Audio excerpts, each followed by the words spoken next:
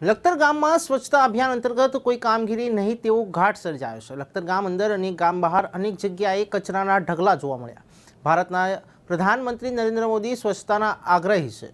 તેમના દ્વારા ભારત દેશ વિશ્વનો સ્વચ્છતા અંતર્ગત પ્રથમ નંબરનો દેશ બને તે માટે ભારતના રાષ્ટ્રપિતા ગાંધીજીના જન્મજયંતિના દિવસે સમગ્ર ભારતમાં સ્વચ્છતા અભિયાન શરૂ કરી સમગ્ર દેશ સ્વચ્છ થઈ જાય તે માટે અભિયાન શરૂ કરવામાં આહ્વાન કરવામાં આવ્યું।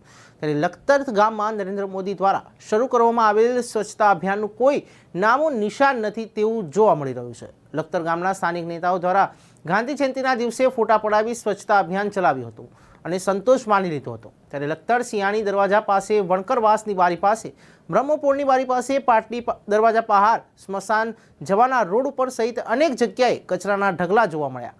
ત્યારે લખતર ગામમાં ભારતના પ્રધાનમંત્રી નરેન્દ્ર મોદી દ્વારા કરવામાં આવેલ આહવાનની સીસી રોડ પેવર બ્લોક રોડમાં ભ્રષ્ટાચાર કરનાર નેતાઓમાં કોઈ અસર નથી તેવું લખતર ગામના જાગૃત નાગરિકોમાં ચર્ચાઈ રહ્યું છે।